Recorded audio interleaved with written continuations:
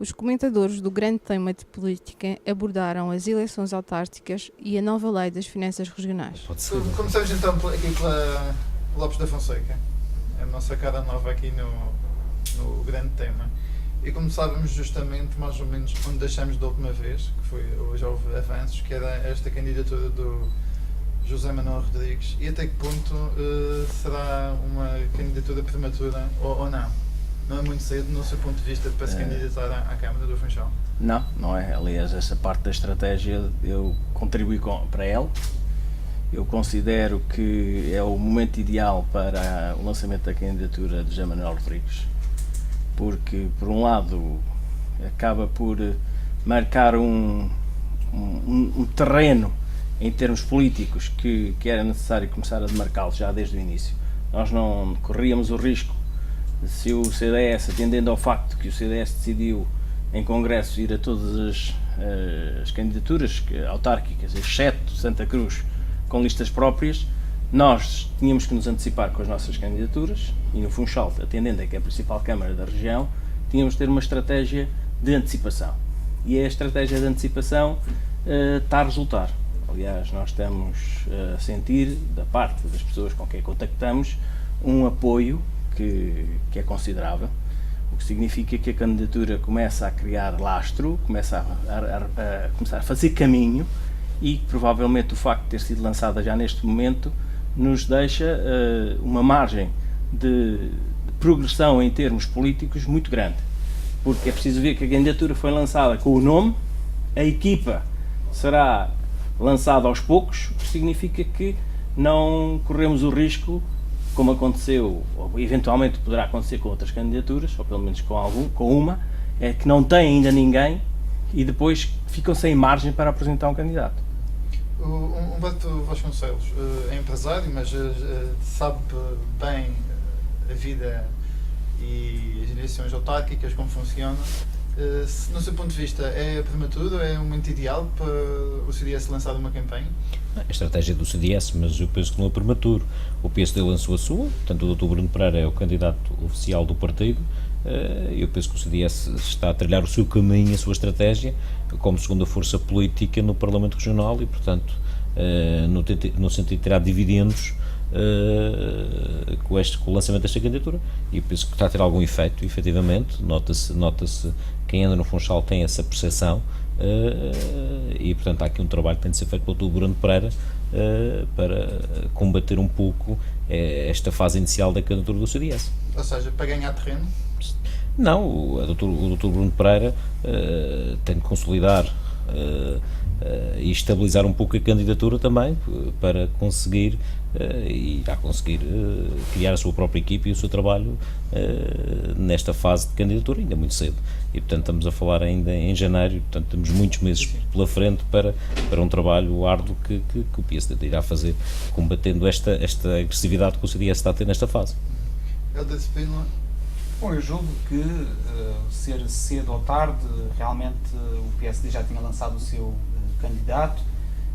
É óbvio que ainda falta algum tempo e começar cedo tem as suas vantagens, mas também tem as suas desvantagens, nomeadamente do ponto de vista do desgaste. E julgo que o CDS também está a arriscar, não é? Pode dar, pode não dar, ao pôr o seu líder, o líder do partido, como cabeça de lista ao Funchal. Não tenha muitas dúvidas de que a estratégia de colagem a Albuquerque é uma boa estratégia. Porquê? Porque, e isso foi notório até no lançamento da candidatura, ao assumir, digamos assim, o exemplo do Albuquerque como sendo um exemplo a seguir, ao deixar no ar a dúvida quanto à pergunta se Rico Costa Neves poderia ser um dos candidatos também do CDS, nota-se uma colagem do CDS ao PSD de Albuquerque, mas isso pode ser um risco muito grande. Porquê? Porque Miguel Albuquerque, obviamente, que tem aspirações no PSD e obviamente que tem que deixar bem claro junto do PSD que não está a trair o seu partido e, portanto, não está, de uma forma subliminar, a favorecer uma outra candidatura, o CDS. E nesse sentido, mais tarde ou mais cedo, Miguel Albuquerque e os seus apoiantes terão de fazer quase uma guerra feroz ao CDS, de maneira a mostrar a toda a gente e a todo o PSD que efetivamente não tem nada a ver com aquilo. E nesse sentido percebo que o CDS queira de certa forma canibalizar o PSD e sente que cresce ou que pode crescer à conta das perdas que o PSD vai tendo, mas julgo que devia ter sido um pouco mais dissimulado, não ser tão óbvio, de maneira a que fosse ganhando essa natural perda que o PSD está com certeza a sofrer, pudesse crescer com essa perda, mas ao se expor assim tanto nessa tentativa, corre o risco de quebrar essas pontes e corre o risco de ver aquela parte do PSD que está descontente com Alberto João Jardim e que poderá ter alguma simpatia pelo CDS ou pelas candidaturas do CDS, ver existir uma quebra que depois dificulte essa ponte. Agora, que é uma candidatura que aposta um pouco no tudo ou nada e que aposta também no descontentamento no PSD, isso é claro. E pode ser, inclusive, uma candidatura que venha a facilitar também a vida da coligação. Porque nós sabemos que o PSD tem um lastro de apoiantes de longa data, apoiantes que têm perdido muitos, mas há sempre aquele fundo que fica, porque é um fundo que está associado ao próprio sistema, associado ao funcionamento de tudo, desde o governo às autarquias, aos serviços administrativos, tudo isso. E o CDS, se conseguir ir buscar votos ao PSD, vai estar a enfraquecer o PSD, vai estar a tirar essa maioria que o PSD tem tido. E do outro lado da coligação, com alguns descontentes também do PSD e com o seu eleitorado reunido e fortalecido também, com algumas pessoas que com certeza têm estado desligadas das eleições, das questões políticas e não têm votado, pode ser que se consiga criar aqui um contexto, para o caso concreto do Funchal, em que o PSD baixa, o CDS porventura até pode subir, mas a união dos restantes partidos numa coligação consegue criar ali um pilar mais forte que depois, inclusive, pode fazer com que a coligação ganhe efetivamente a Câmara. Professor Agostinho, pegando aqui um pouco no que o Helder disse, acha que o CDS efetivamente pode ganhar votos pelo Albuquerque, neste caso pela divisão que existe do PSD também? Mais do que pela divisão, que também naturalmente seria mau que os partidos de oposição não aproveitassem, quer dizer, estão no terreno político e têm que naturalmente pensar todos os momentos de fragilidade do principal adversário ou do partido que exerce o poder, seja na governação, seja nas câmaras municipais. Têm de tentar eles próprios ajudarem ao fracionamento do adversário e depois aproveitar essas brechas. No entanto, parece-me que quem quiser ganhar alguma vez algumas eleições aqui na Madeira tem de ir ao eleitorado do PSD. Acho que, repare-se, não, está mais do que provado que os eleitores que votam no PSD é que dão as vitórias. Portanto, naturalmente o CDS, que está até do ponto de vista ideológico num terreno próximo, terá de aproveitar estes momentos menos fortes do PSD e investir nessa área. Seria mesmo um contrassenso político, parece-me a mim, que o CDS desprezasse esse eleitorado e tivesse de facto embarcado na estratégia de uma grande plataforma com os partidos de esquerda e com os outros que se aproximam da esquerda e que andam, conforme nós vemos, semana a semana, dia a dia, a perder a credibilidade que um dia poderiam ter alcançado. Quer dizer, acho que a oposição mais à esquerda tem desperdiçado, de facto, as oportunidades de aproximação ao centro, onde está efetivamente o eleitorado. É evidente que nós não, há sempre a ilusão numa certa esquerda de que há uns seres iluminados que têm mais conhecimentos culturais, são devedores da Revolução Francesa mais do que os outros, de algum jacobinismo, e que entendem então que, estando o povo do outro lado, o povo é que não os compreende. E o povo não compreende onde está a luz da razão, e ao contrário, os partidos que ganham as eleições sabem que o povo é que vota e têm de se aproximar do povo. Eu vi o discurso de tomada de posse do Obama, e há ali uma frase que é fundamental para quem quiser estar na política e percebê-la. Obama disse: nós, o povo. Era isto que todas as pessoas que estão na política deveriam de facto aprender, não só na prática, mas até nos discursos, que alguns dos discursos dos partidos de oposição de esquerda de facto correm o risco de criar uma maior clivagem em relação ao povo e eleitores.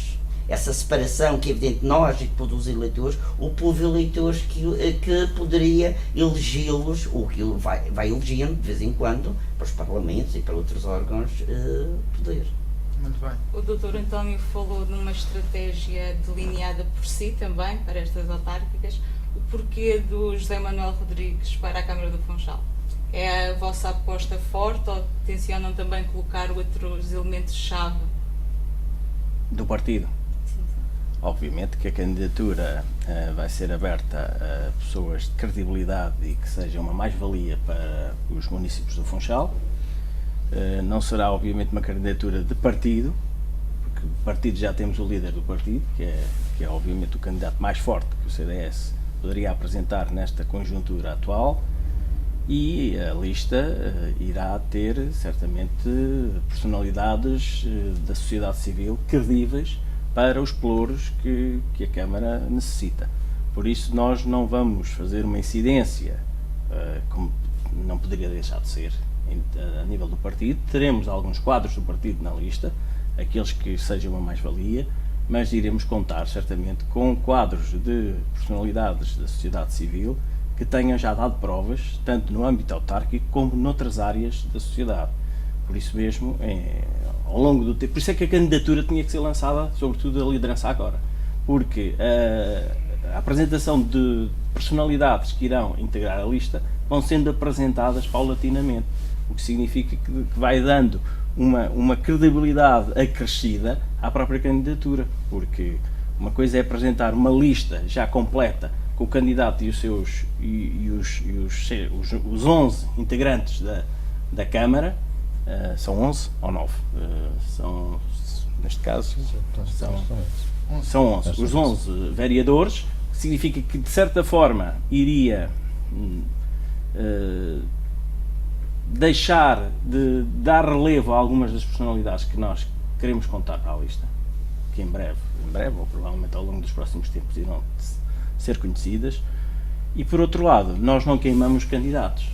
O facto de termos o líder como ter assumido a candidatura e ter sido uma estratégia concertada, obviamente, dentro da Comissão Política e dentro do grupo parlamentar, isto faz com que nós não queimemos candidatos, porque eu temo que uma candidatura que se quer também forte do lado da outra oposição possa apresentar um candidato de recurso, que significa que vai queimando candidatos, porque, como se vê, foi apresentada esta candidatura dos partidos que integram este bloco como sendo uma candidatura de alternativa à atual liderança do PSD, que ainda é a atual liderança, tem metade do partido, mas é a atual liderança de Alberto João Gil, que é o Dr. Bruno Pereira. Mas essa candidatura acabou por não apresentar nome nenhum. Significa que Eventualmente o que está a acontecer é que vão queimando candidatos e que se sabe publicamente, aliás, nós sabemos e todos sabem, que já foram convidadas várias pessoas que rejeitaram, que significa que pode surgir um candidato de recurso. Ora, isso é o pior que pode surgir para uma candidatura que se quer forte. Uma candidatura que se quer forte tem que ter um candidato assumido desde o início como seja a primeira hipótese. E depois os nomes que vêm na lista, sendo umas mais-valias, vão sendo convidados, mas o CDS vai fazer o seu trabalho de uma forma surreptícia e só apresentará nomes quando eles estiverem realmente confirmados. Esses nomes poderão eventualmente ser de pessoas da sociedade civil? Sim, da sociedade civil, como já. Mas que tenham Provas dadas na sociedade civil. E que possam ser eventualmente de outros partidos? Podem ser de outros partidos. Atenção.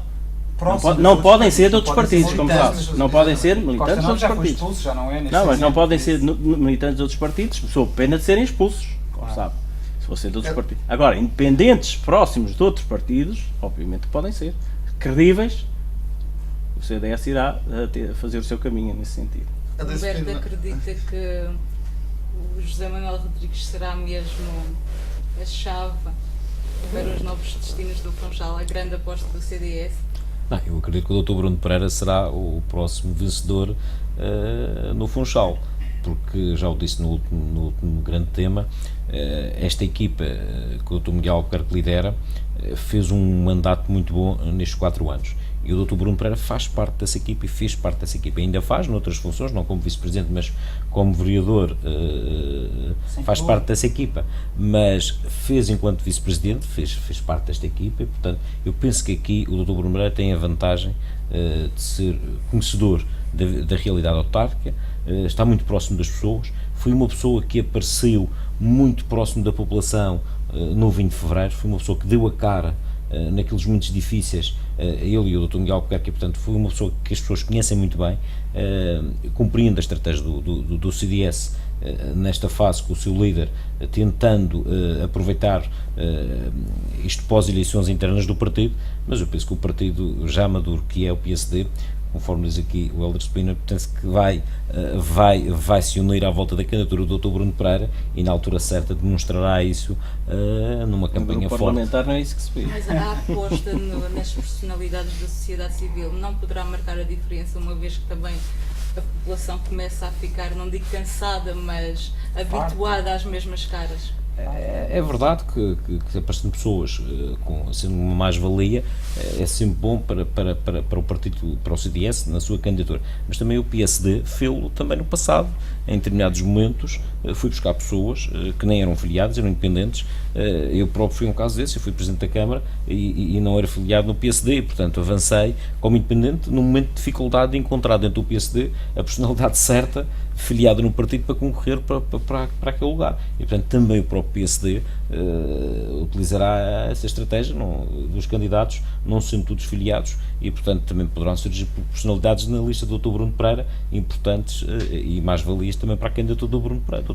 O Humberto está convencido que o Bruno Pereira e o PSD ganha? Sim, estou convencido que sim. Mesmo sem o apoio da Albuquerque? Não, mas que eu saiba, o Dr. Bruno Pereira só é candidato à Câmara do Funchal porque o Dr. Miguel Albuquerque apoiou e foi a primeira pessoa a dizer que era o candidato certo na altura. Houve desenvolvimentos a partir daí e há posições políticas que foram tomadas que não vão alterar o apoio, de certeza, ao candidato Bruno Pereira.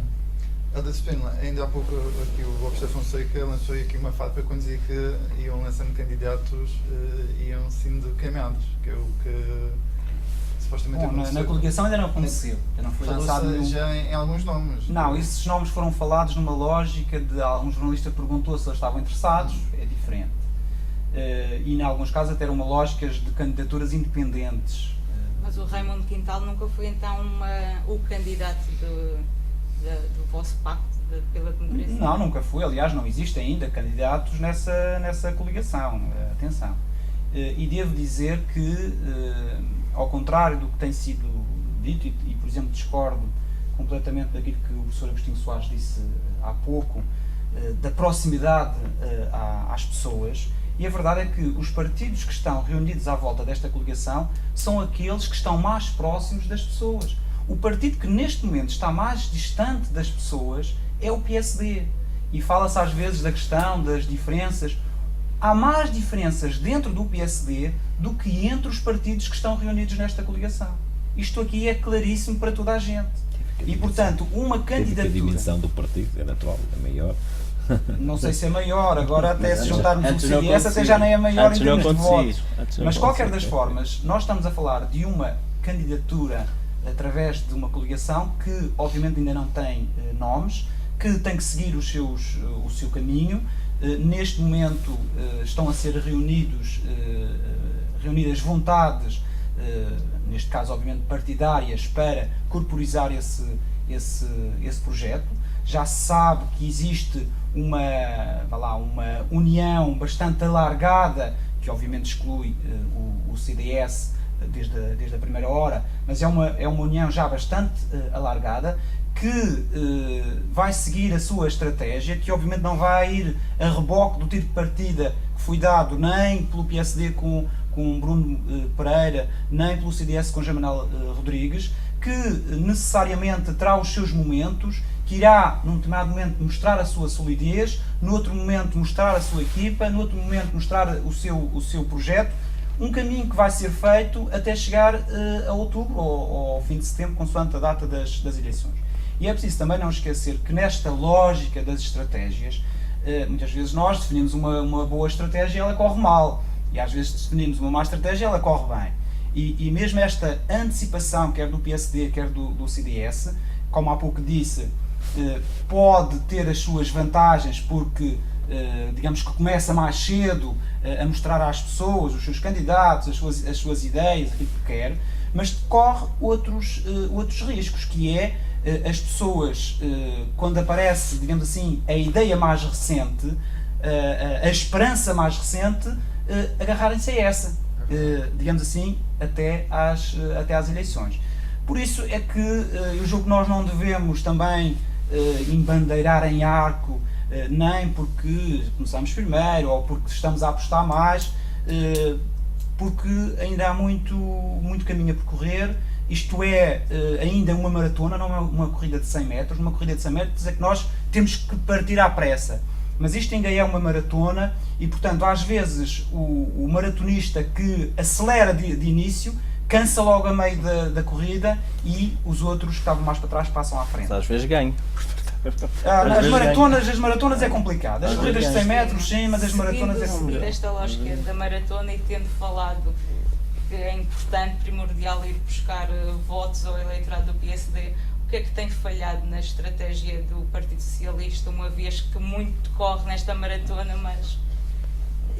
Eu penso que já noutras ocasiões toquei em alguma dessas situações. Isto é, o PS não conseguiu aproveitar aquilo que tinha sido uma atitude corajosa do anterior líder de afrontar José Sócrates em congresso interno para afirmar o seu distanciamento em relação ao Partido Socialista Nacional.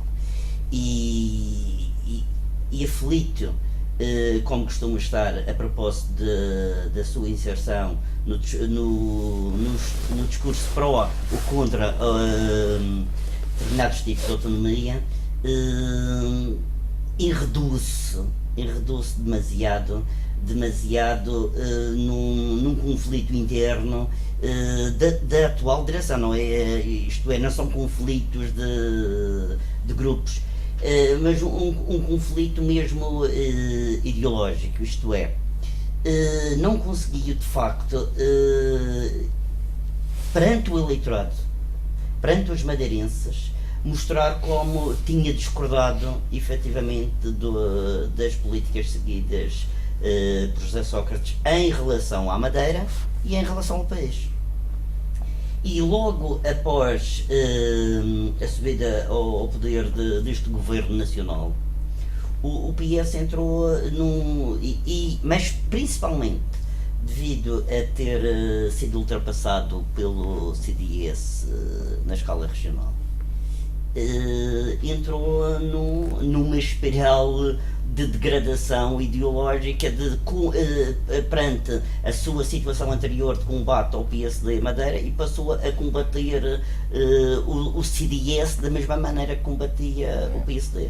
Passou a utilizar nos seus discursos, em todos os seus papéis, aquilo parece que está já mais ou menos, os papéis estão todos feitos, e começa a chamar governo PSD-CDS, para lá, já não governo de Passos Coelho não se utiliza, utiliza-se PSD-CDS, que é para incorporar o CDS no odioso, porque parece que o PS se demitiu de ser de facto o grande partido de oposição regional e passou a estabelecer uma luta para tentar reocupar o lugar que muitos das anteriores direções tinham estabelecido, que era o segundo lugar na hierarquia a última direção que perdeu esse lugar? Mas isso são não foi esta direção, foi mas isso são outras questões. Perdeu esse segundo lugar. Quem perde, essencialmente, é de facto o povo que vai escolher.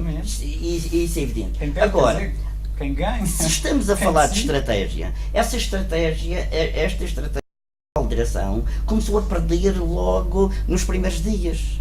Quando, em vez de olhar para um adversário que tem olhado e que é notório, que foi responsável pela situação que a região hoje está a atravessar, começa a tentar envolver dois adversários nas mesmas culpas, atribuindo então a responsabilidade do que se passa na região a um governo da República que não tem responsabilidade quase nenhuma no que efetivamente se passa, mesmo em relação ao plano de ajustamento, que hoje atua do Estado. Esse plano é de uma responsabilidade mínima, ínfima, do CDS, e também, penso eu, mínima do próprio PSD. Não é maior, é única. É única. E então, sendo uma responsabilidade única, foi num mau momento, foi no pior momento possível, que o PS deixou de encarar o seu adversário político, que para mim é também um adversário político dos interesses reais de muitos madeirenses, que é o PSD, e passou a atacar o CDS, entrando então numa confusão ideológica e mesmo numa confusão estratégica que não vai beneficiar. E aliás, esta plataforma para uma coligação eleitoral para estas eleições atesta isso efetivamente. Só uma nota, quanto às guerras que vão acontecendo no PSD, eu penso que de facto acho que os derrotados do Congresso interno, muito pensando no futuro, não irão arranjar alternativas se não apoiar o Bruno Pereira. Há muitas ilusões aí.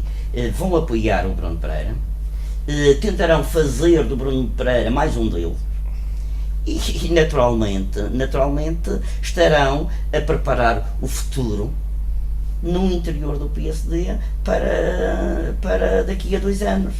Portanto, seria de facto uma lógica sem sentido aparecerem com uma alternativa, com apoios explícitos à candidatura do CDS, ou seja, outra candidatura qualquer. Por isso acho que as contas não serão tão fáceis de fazer como alguns estão a pressupor agora. Concorda com esta visão, Humberto? Foi o que eu disse, no fundo, que é, acho que vai haver o apoio claro à candidatura do Dr. Bruno e, portanto, não há divisão no partido do ponto de vista de apoio a esta candidatura. Portanto, o que aconteceu nas eleições internas é passado, é lógico que ficam situações por vezes para a opinião pública, algumas situações por resolver, mas calmamente esse apoio vai surgir mais numa fase posterior, de certeza, não nesta fase, uma fase ainda muito inicial, e esse apoio irá surgir claramente do Dr. Bruno Pereira. Portanto, isso aí não tenho dúvidas, porque não vai haver essa divisão no partido. Na sua opinião, o partido está unido?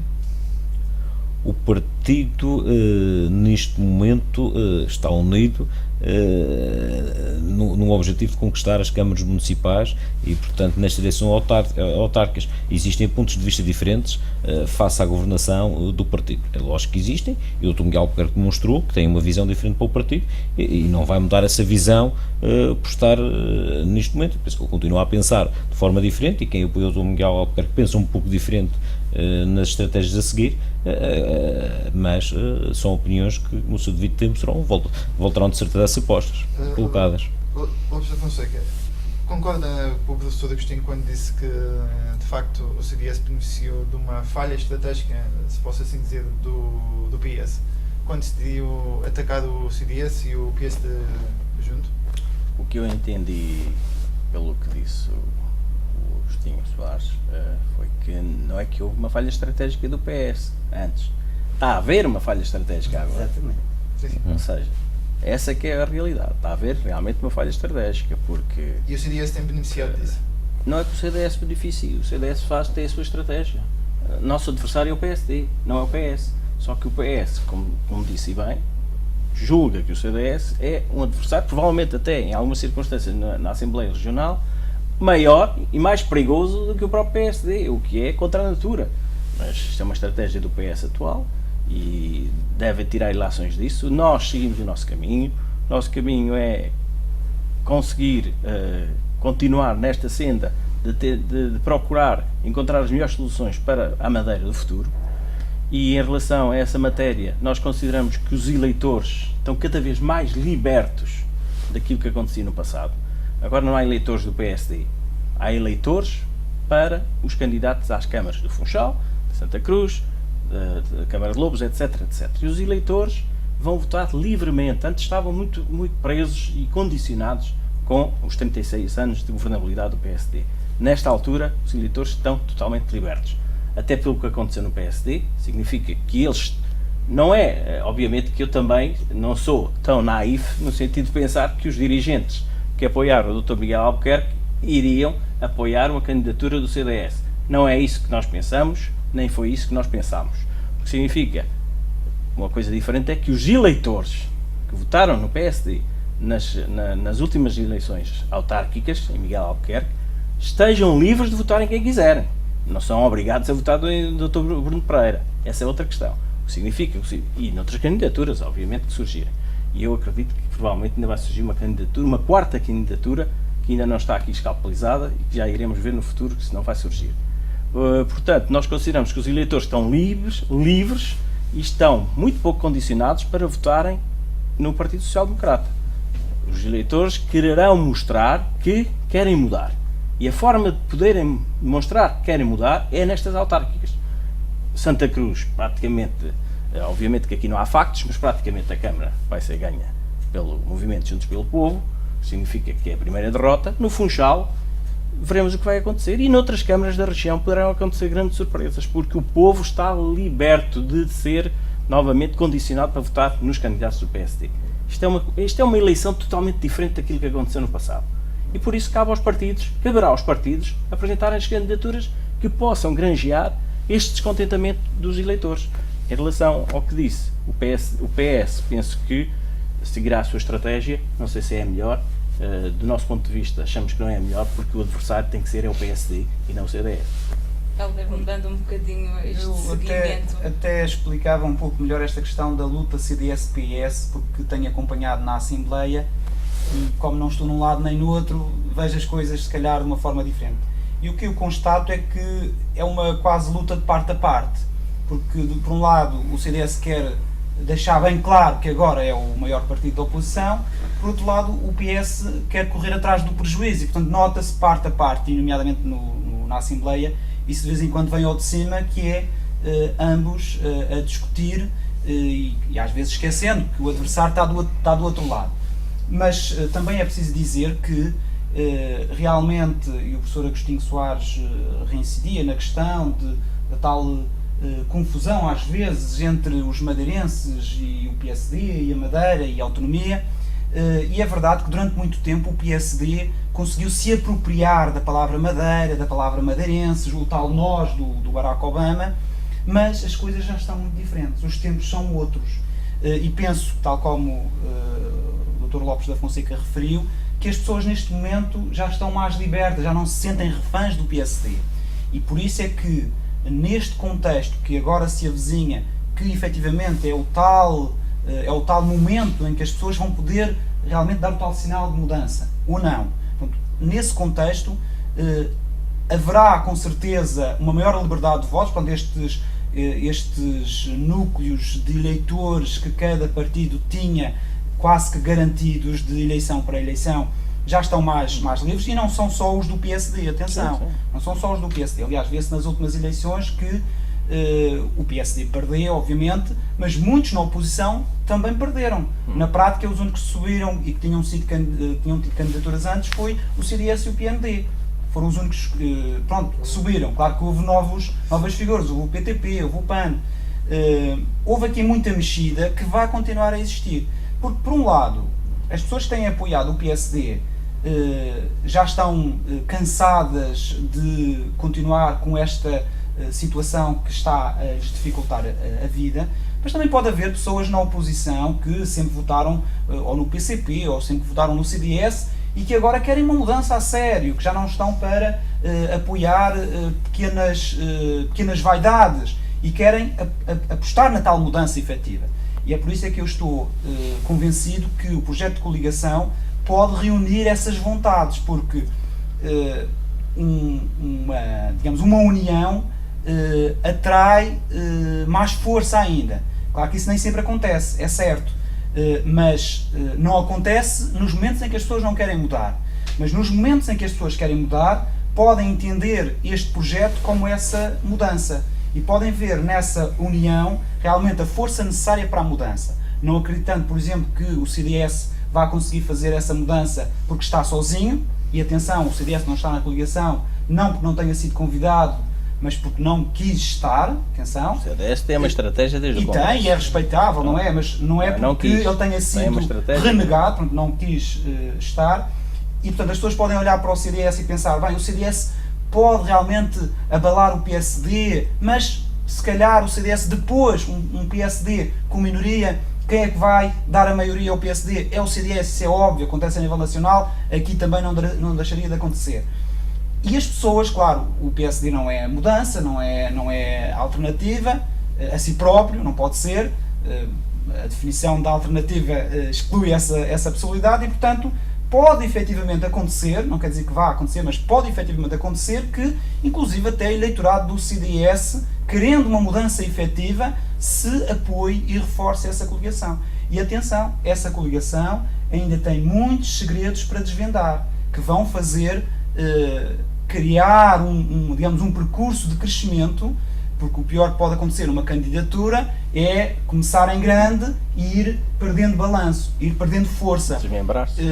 Isso é o pior que pode acontecer. Pode-se desmembrar. A coligação está a começar com passos pequenos, sólidos, e o objetivo é crescer, é fortalecer-se, é ir apresentando o seu projeto, os seus candidatos, a sua equipa, em crescendo, porque o melhor momento para estarmos lá em cima é nas vésperas das eleições, não é no início da campanha. Humberto, à parte destas questões autárquicas e em que todos são adversários uns dos outros, como é que vê o consenso gerado em torno da Lei das Finanças Regionais e de que forma é que a região terá margem de manobra para fazer ouvir as suas alterações?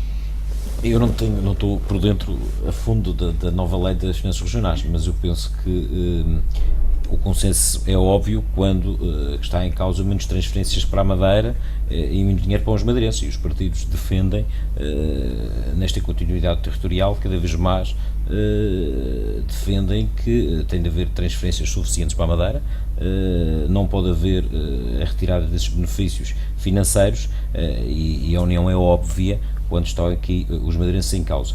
Eu defendo efetivamente que tem de haver esta continuidade territorial, mas também tem de haver uma aproximação entre o atual poder regional e o poder nacional para que se consiga esses consensos o mais rapidamente possível, porque os madeirenses estão efetivamente a ser penalizados em muito por estas tricas partidárias regionais e nacionais, prejudicando muito os madeirenses, e as empresas, como empresário sinto isso, e as empresas na Madeira também, portanto os impostos são muito pesados e, portanto, há de haver aqui uma lei que venha beneficiar financeiramente a Madeira em mais verbas. Sei que não está a ser fácil neste momento e, portanto, a negociação não tem sido muito benéfica, mas também o país está em condições difíceis e, portanto, aguardamos é que com esta nova renegociação internacional feita por Portugal, a Madeira consiga também alguns benefícios, mas que estes benefícios cheguem à economia real.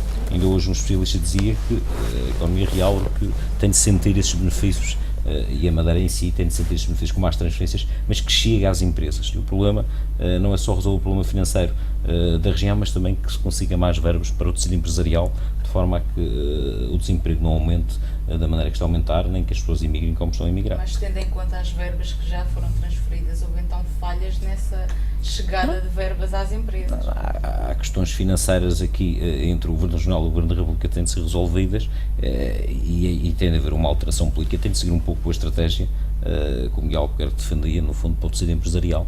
Acho que é uma nova estratégia que tem de ser implementada também. Dr. António, muito se tem dito sobre o CDS cá e o CDS lá. Qual a vossa postura e de que forma vão fazer ouvir também as reivindicações que são de um todo? Aliás, em relação ao CDS Madeira, não há dúvidas nenhumas para o povo, tanto da Madeira como do Porto Santo, que nós somos contra este orçamento da República.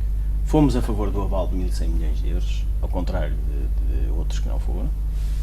Mas há aqui uma realidade, é que criou-se ao longo destes últimos anos uma desconfiança, sobretudo nos últimos 2 anos, uma desconfiança em relação ao Governo Regional, que não cumpre e que escondeu uma dívida colossal. O que significa que o Governo da República, em relação a esta Lei de Finanças Regionais, quis pôr um travão. Infelizmente quis pôr um travão, ou quer pôr um travão.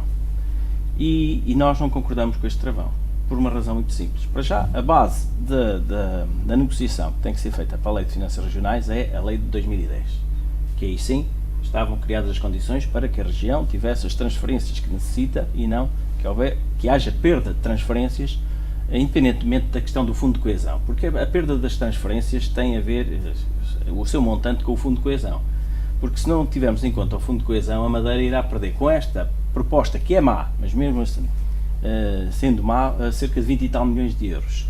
Com o Fundo de Coesão, aqui irá perder mais de 80 milhões de euros, mas atenção, o Fundo de Coesão só virá para a região se não tivermos em conta o PIB. O PIB, como nós sabemos, é o critério que hoje em dia a região fundamenta para o Centro Internacional de Negócios. Duas uma. Ou o Governo da República diz assim ao Governo Regional, afinal, vocês querem o critério do PIB ou não querem o critério do PIB? Se não querem o critério do PIB, o Centro Internacional de Negócios não pode ser renegociado. Se querem o critério do PIB, não vai haver Fundo de Coesão, porque o nosso PIB é superior à média nacional. Logo, é preciso esclarecer isto às pessoas. Portanto, o ONUS não está todo do lado do Governo da República, infelizmente. O ONUS também está do Governo Regional, que não foi capaz nesta negociação. Ainda hoje confrontámos o Secretário Regional, ontem, o Secretário Regional das Finanças, para nos apresentar publicamente na Assembleia, que é o órgão próprio, quais eram as propostas do Governo Regional em relação à Lei de Finanças Regionais. Zero. Diz que não tinha propostas porque não foi ouvido. Ora, se não foi ouvido e tinha lá um diretor regional, o Dr. Rui Gonçalves, num grupo que foi constituído e não apresentou propostas nenhumas. Obviamente, se não apresentou propostas nenhumas, o Governo da República limitou-se a fazer uma Lei de Finanças Regionais que é um travão. E é aí que nós não concordamos e vamos apresentar um conjunto de propostas de alteração e em conjunto com os outros 2 partidos que estão representados na Assembleia da República, no sentido de tentarmos demover tanto os deputados da maioria do PSD como os do CDS para que consigam minimizar esta proposta de lei, que é uma proposta que é muito negativa para a região. E é negativa porquê?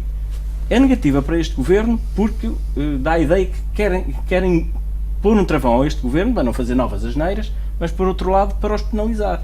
Mas é preciso pensar que o futuro da Madeira não passa por este Governo, e temos de ser muito claros. Este Governo vai cair em breve, seja daqui a 1 ano, 2 anos ou o que for.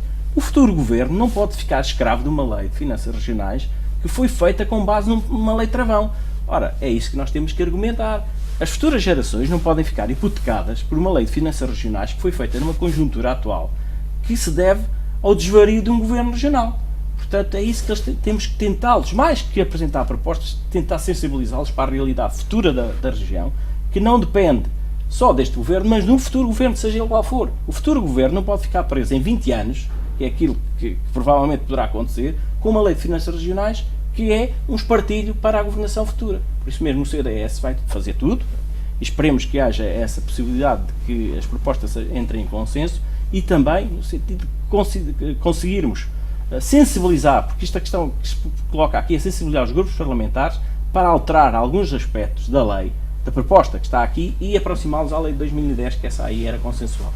Helder, que peso é que tem a região nestas negociações, uma vez que a Comissão que lá esteve a debater a Lei das Finanças não conseguiu trazer nada de melhor que a Lei de 2010? Bom, infelizmente o Governo Regional da Madeira está sem qualquer crédito em termos de negociação, até porque também nunca soube negociar, sabia fazer birra, bater o pé, fazer amuos, mas negociar nunca soube. Mas é preciso recordar que neste momento o que nós temos em vigor é parte da Lei de 2007, parte da Lei de 2010 e a Lei de Meios. Portanto, é digamos, esta salganhada. A de finanças está suspensa por causa da Lei de Meios. Parte está suspensa, parte. E esta proposta que aparece agora é uma proposta que é a pior de sempre. Se for aprovada tal como ela está, é a pior de sempre e que vai significar perdas profundas para a Madeira. E realmente esta proposta aparece numa lógica de castigo ao Governo Regional do PSD. É um castigo por ter escondido, por ter gasto mal o dinheiro, por isso tudo. Agora, é preciso saber, e é complicado fazê-lo com este Governo Regional, é preciso saber negociar esta proposta no sentido de atenuá-la. Eu lembro-me aqui há poucas semanas, que ainda não se conhecia nada da proposta, e ouvir pessoas do PSD com ilusões já a falar, vamos exigir que paguem a educação, vamos exigir que paguem a saúde. E eu disse nesse debate, atenção, o que nós temos que garantir é que mantemos o que estava em 2010. Se conseguirmos isso, já será muito bom. Mas, obviamente, que a lógica do PSD e do Governo Regional é sempre a lógica de fazer barulho e de não negociar, não resolver as coisas. O que nos pode, ainda assim, salvar no meio desta desgraça toda é o facto de estarmos todos metidos no mesmo barco juntamente com os Açores. E os Açores continuam a manter alguma credibilidade, inclusive hoje surgiram novos dados que mostram, por exemplo, que a Madeira em 2012 não conseguiu reduzir a despesa, antes pelo contrário aumentou, os Açores conseguiram reduzir a despesa, a Madeira inclusive reduziu a arrecadação de impostos, ou seja, o Governo Regional da Madeira, para além do passado, continua a demonstrar atualmente que não está em condições, ou seja, é como se o pai olhasse para o filho e pensasse, ele ainda não tem responsabilidade suficiente para ir sozinho, ou para ir às compras sozinho, ou para gerir o dinheiro do seu milheiro.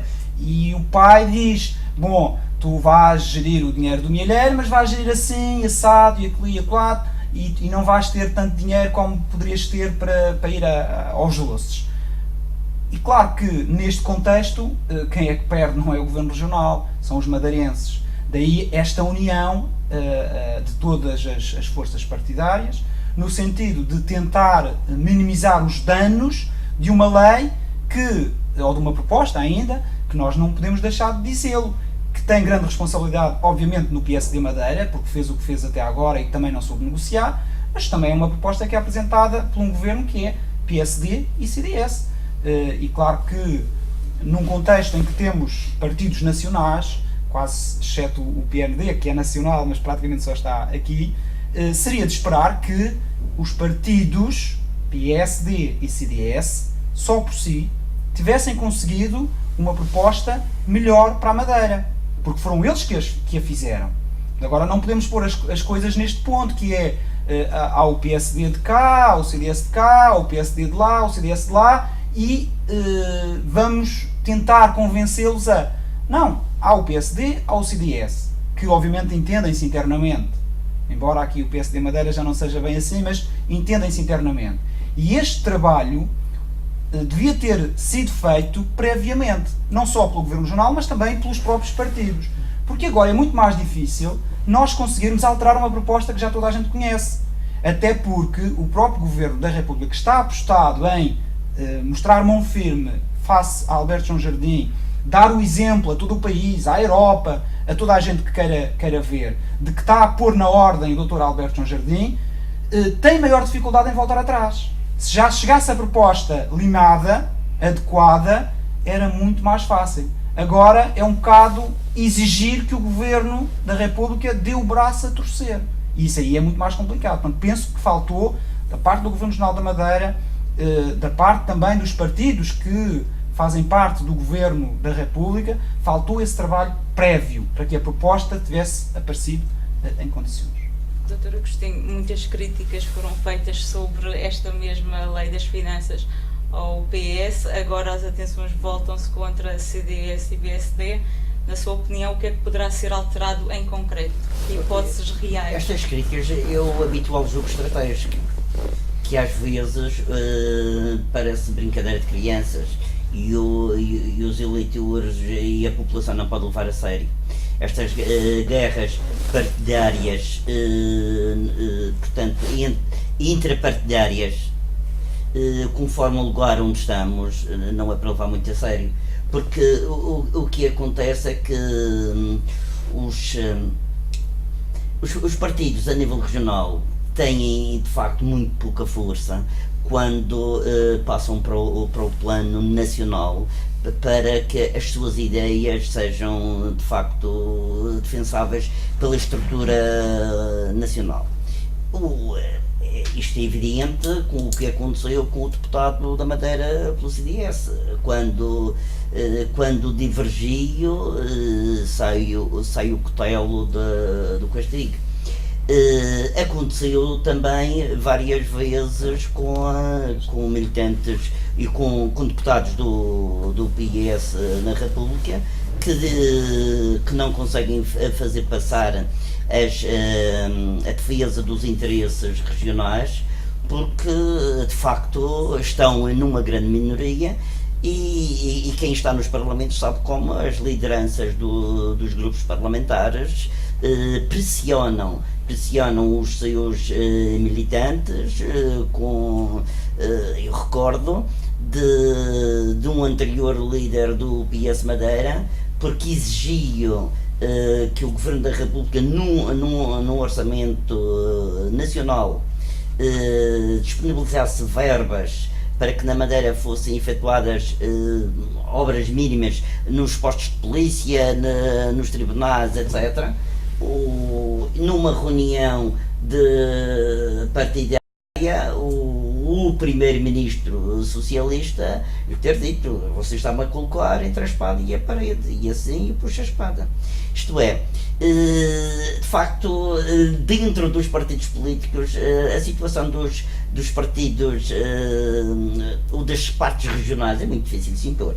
Por isso é que eu saúdo e a de louvar qualquer esforço que esteja a ser feito pelos diversos partidos, pelos 3 partidos que estão no Parlamento da República, para que em conjunto, e de facto com também o apoio dos socialistas e dos sociais-democratas e açorianos, possam de facto fazer um lobby coletivo em favor das regiões. De facto, conforme disse o Helder Spindler, e raramente nós concordamos, mas desta vez concordo em absoluto, que esta lei das finanças regionais parece um castigo que se abate sobre a Madeira. E infelizmente não é um castigo sobre os principais responsáveis. É um castigo que vai atingir os madeirenses no seu coletivo. E mais uma vez se torna este facto. É que aqueles que são os principais responsáveis associaram os madeirenses, povo, às suas vontades, aprisionaram, apresentaram os grandes resultados eleitorais, a adesão dos madeirenses à volta de um projeto comum político que vai fazer com que agora haja do outro lado a mesma arma de arremesso lançada sobre o mesmo conjunto de pessoas, os madeirenses, mais o poder que os madeirenses votaram, infelizmente. Ora, o que me parece é que, de facto, as circunstâncias são outras. Se tivesse havido uma mudança na governação regional há um ano e meio, se tivesse havido uma mudança no PSD agora, regional, eu acredito que a lei das finanças regionais seria um pedacinho diferente. Isto é, não há de facto confiança quando é necessário apresentar perante a Troika restrições e de facto um programa de ajustamento que seja credível. Não há a mínima credibilidade na governação regional. E de facto isto é que é lamentável que de facto os madeirenses que quiseram e querem uma alternativa não tenham conseguido no interior dos partidos políticos fazer a alteração que era necessária e que nos poderia ter tirado a todos um pedacinho da carga que vem aí, e não vai ser pouca. Lembram que muitos partidos da oposição, muitos opositores foram ao longo de 30 e tal anos dizendo que as gerações futuras iriam ser as principais vítimas do tipo de desenvolvimento que estávamos a trabalhar na Madeira. E isto não foi dito há 10 anos atrás apenas. Desde há muito tempo que eu lembro que os principais líderes da oposição foram referindo que seriam as gerações futuras. Infelizmente são as gerações atuais e serão as gerações futuras. Dr. António, falando deste castigo coletivo e como referiu o Dr. Humberto desta necessidade de haver verbas para injetar na economia regional, uma análise breve aos números do desemprego e o que tem falhado nas políticas ativas de emprego que são apresentadas pelo Governo. Aliás, infelizmente, só não tem falhado aquelas políticas que dependem de verbas europeias. As outras têm falhado rotundamente. O Governo Regional não tem capacidade, sobretudo nos setores principais da economia regional, de as dinamizar. Basta ver o turismo. Enquanto há mercados que são paralelos aos nossos, têm crescimentos exponenciais, a Madeira decresce. Portanto, há aqui uma falta de estratégia em toda a linha, no turismo, nos setores primários, nos setores secundários, terciários, totalmente. Este Governo não tem orientação nenhuma. Aliás, eles governam para o dia-a-dia. Parece que o dia não sabe o que é que vão fazer no dia seguinte. O Presidente do Governo Regional ora está na região, ou está em passeio, ou noutra coisa qualquer, ninguém sabe bem. Os secretários regionais, cada um anda ali de uma forma aleatória na Assembleia, quando lá vão, e não sabem o que fazer. Provavelmente não têm a mínima noção daquilo que irão fazer no futuro. O Secretário Regional das Finanças tem andado a pegar nas pontas todas para tentar criar algum elan nas próprias empresas, porque a realidade é esta e toda a gente comunga com o mesmo. Anunciaram que iam ser injetados cerca de 280 milhões na economia real, decorrentes até deste aval que foi aprovado de 1.100 milhões de euros e que, devido às burocracias, ainda não chegou. Infelizmente, os nossos países têm sempre burocracias por todo lado. A verdade é que a economia real ainda não vê o dinheiro. Significa que os fornecedores que estão à espera desse dinheiro ainda não o viram, as empresas ainda não sabem com o que é que vão contar, e o que nós tememos é que o emprego cresça cada vez mais. Infelizmente temos quase 46% de jovens desempregados, a tendência é a imigração, vamos perdendo os nossos cérebros, os nossos jovens que poderiam dar um elan diferente ao futuro da região. Provavelmente o que irá acontecer é que a nossa população cada vez vai envelhecendo mais, ficam só aqueles que já não têm condições para emigrar ou que não têm formação para emigrar, e nós tememos que o futuro é que qualquer governo que venha a tomar conta da região vá ficar encarcerado neste espartilho que foi criado do ponto de vista económico, que foi um rotundo fracasso, sobretudo nos últimos 10 anos. Só não é reconhecido pelo próprio Dr. Alberto João Jardim, enfim, devido às suas limitações já não reconhece nada, mas toda a gente, mesmo até dentro da grande maioria do PSD, já reconhece que é preciso mudar a linha de orientação estratégica de desenvolvimento. Não pode ser esta linha de desenvolvimento. Já não podia ser há 10 anos e agora muito menos. Sob pena de nós ficarmos numa situação totalmente incontornável. Significa que provavelmente o que irá acontecer é entreguem a autonomia à República, porque a autonomia não serve para nada. futuramente, porque estamos totalmente hipotecados, infelizmente. Dr. Humberto, enquanto empresário, que linhas de orientação sugere? Há aqui um aspecto que é importante. Há limitações do ponto de vista financeiro a nível nacional para proceder a transferências para a região. E, segundo informações até para as autarquias, as transferências não foram realizadas até nestes planos de ajustamento atuais e de apoio às autarquias por uma questão também da dívida nacional e do cumprimento perante a Troika da dívida e do valor da dívida nacional. E, portanto, há aqui está atrasado um pouco as transferências para a Madeira, porque o Governo da República está com dificuldades, agora pensei nos números provisórios, em se manter dentro dos 6, tal, portanto dentro dos valores da Troika, parece que estão 700 milhões abaixo, mas se houvesse transferências, se houvesse as transferências havia este problema, podia haver o problema de não cumprimento perante a Troika e portanto há aqui um atraso nas transferências das verbas. Por outro lado, eu penso que não há um ataque direto ao Dr. Alberto João Jardim quando se fala sobre a represália à Madeira.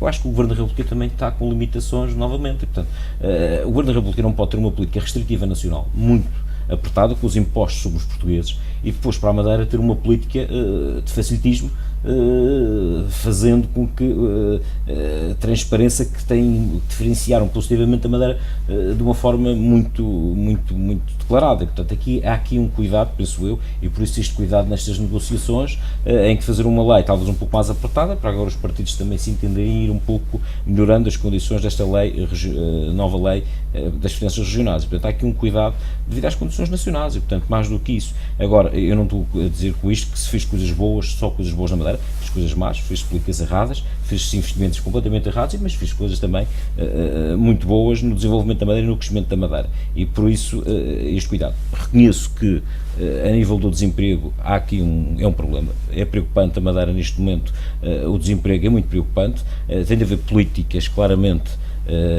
para encontrar formas de os jovens encontrarem aqui o emprego na Madeira. Não é fácil nesta fase restritiva, está muito complicado, mas está a acontecer não só na Madeira como no país todo. E, portanto, estes 24 mil desempregados são então o reflexo de um todo, não apenas da atuação do Governo? Não só da atuação do Governo. Reconheço que o PSD governou durante estes anos todos a Madeira, tem alguma responsabilidade, eu reconheço isso, e eu penso que mas acontece no país. Portanto, o próprio Primeiro-Ministro num discurso disse aos portugueses para emigrarem, para encontrar soluções e voltarem mais tarde. E, portanto, não é só a Madeira vai aqui um pouco a reboque devido às limitações que tem, como ilha que somos, tem muitas limitações, mas vai um pouco a reboque da crise nacional. E, portanto, há aqui este cuidado, é preciso ter esse cuidado e, portanto, há aqui uma ligação profunda, há uma crise nacional que se aprofunda numa ilha como a nossa.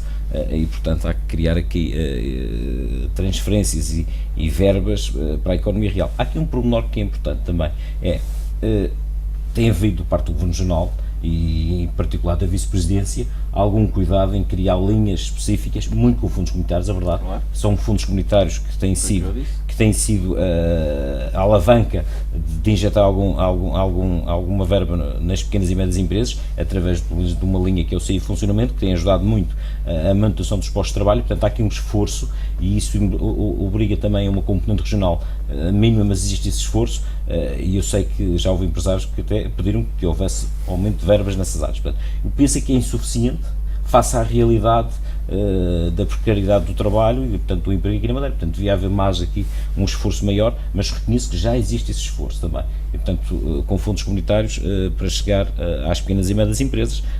O problema é que a banca está sem dinheiro, a injeção do dinheiro na banca não se fez no ritmo que era necessário, a banca não empresta neste momento às empresas e, portanto, o tecido empresarial encontra-se com maior dificuldade. Eu lembro-me há uns tempos atrás, os bancos, para o Governo Regional, começaram a cortar muito mais cedo do que para as empresas. E depois isto vem por arrasto e, portanto, a Madeira, claro, tem um ranking que está com dificuldade e, portanto, as empresas também ficarão aqui com alguma dificuldade.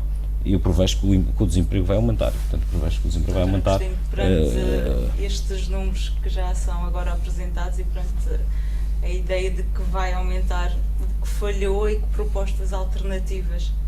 Ora, o que falhou, acho que todos nós já dissemos, falhou as circunstâncias regionais, mas falhou também muito no país. porque nós sabemos que, sendo uma região com uma economia muito pequena, é uma economia muito ligada à economia nacional, está a falhar a Europa.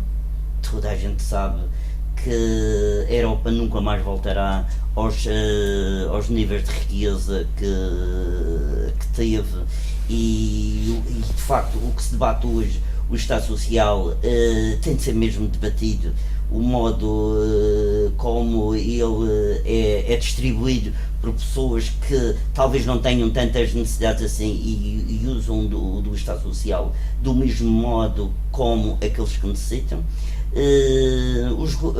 As governações têm que, de facto, ser muito mais honestas, tem de haver um combate cerrado à corrupção, e isso, havendo combate à corrupção, havendo honestidade governativa, havendo liberdade, e agora isto é uma questão muito regional, havendo liberdade de negócios, havendo liberdade económica, que é o que não aconteceu aqui na região. Nós, portanto, não é só a questão do monopólio.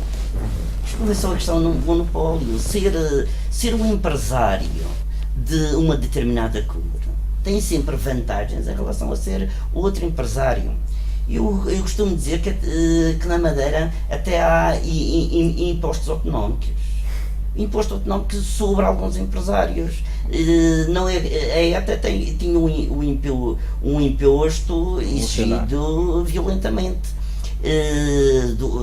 de uma forma mafiosa. Aqui na Madeira esse imposto é feito de uma outra maneira, muito soft, muito leve. Muitas vezes, se nós verificarmos os eventos culturais, sociais, desportivos e outros que são do interesse do poder regional, e verificarmos as empresas que fazem publicidade, nós teremos ilações belíssimas sobre isso. E algumas dessas empresas, os empresários não querem fazer aquela publicidade. Aquela publicidade não lhes traz benefícios concretos. Mas tem de ser feito. Tem de ser feito porque há que pagar alguma coisa. Isto são formas democráticas do exercício do poder, mas são formas que têm de ser transformadas, ou então a redução da despesa far-se-á sempre à custa dos funcionários públicos, que terão que ser despedidos ou verem o seu rendimento afetado, e que vai afetar depois o resto. Hoje fala-se do apoio às empresas.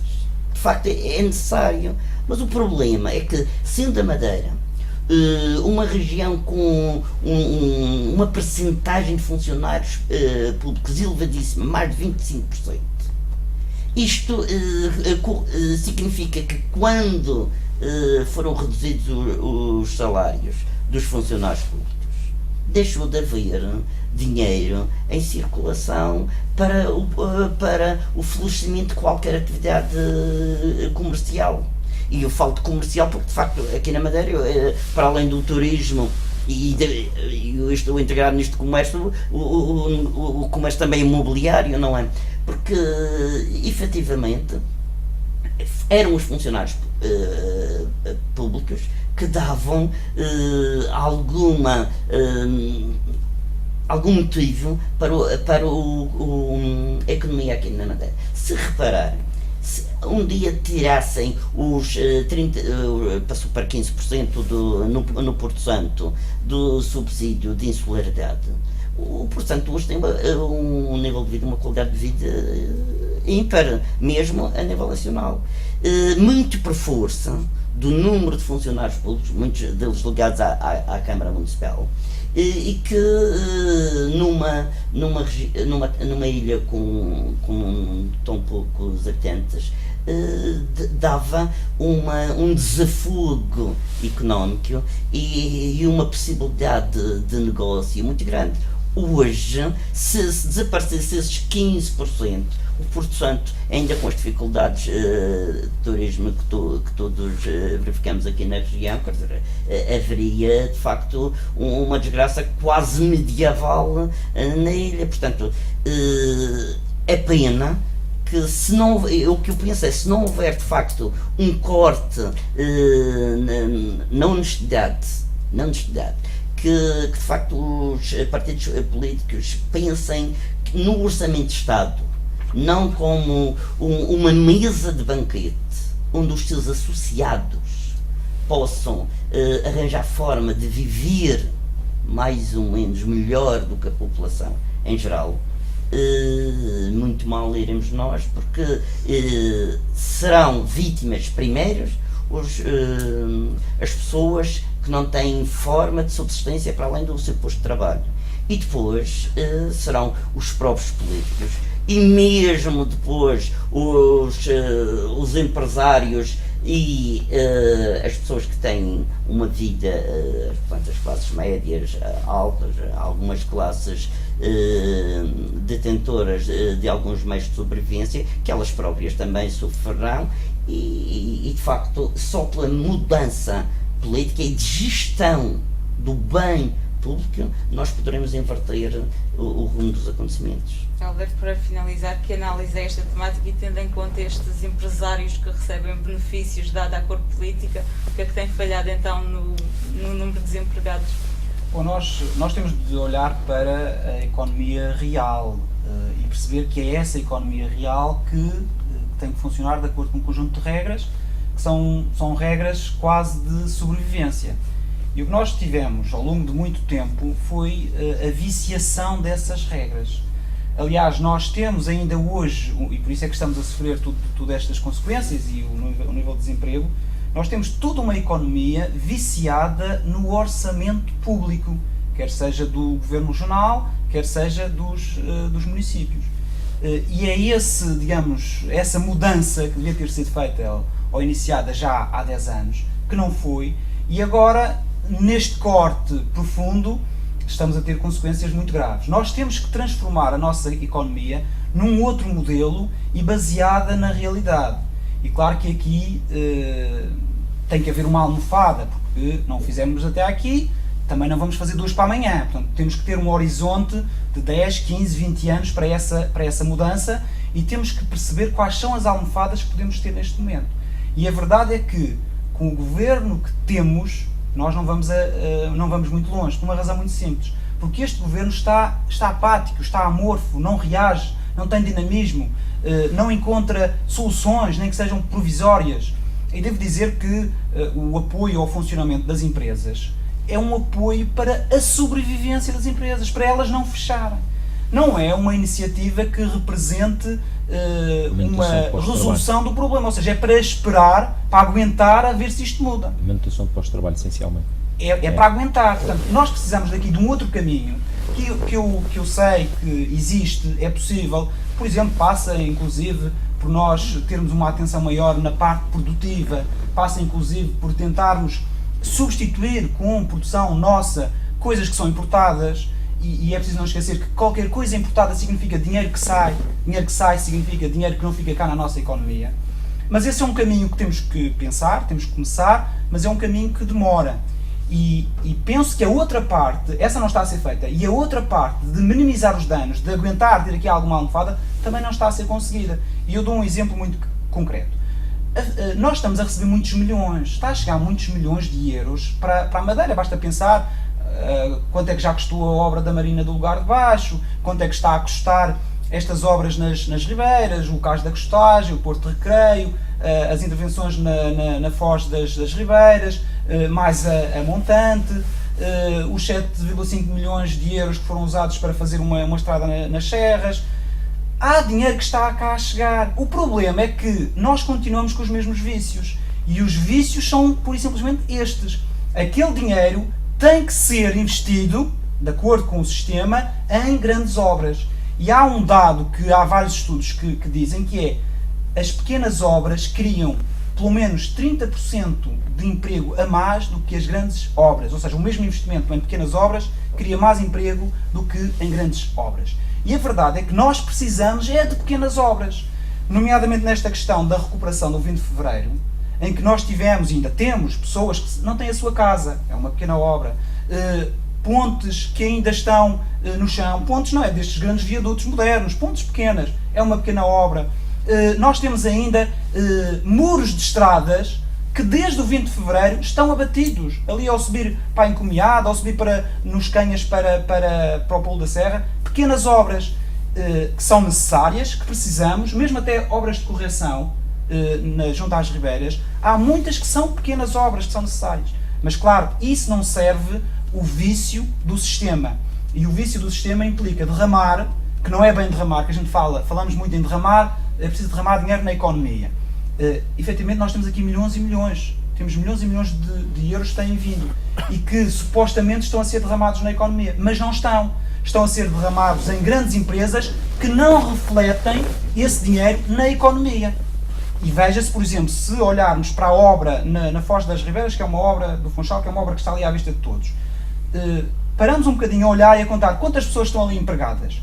Contam-se pelos dedos. É maquinaria pesada, é betão em grandes quantidades, é dinheiro que vai ficar em grande parte na empresa, é certo, não quer dizer que essa grande empresa vá reinvestir o dinheiro cá, e uma boa parte é dinheiro em energia, que é importada, em máquinas, que são importadas, em cimento, que é importado, em ferro, que é importado.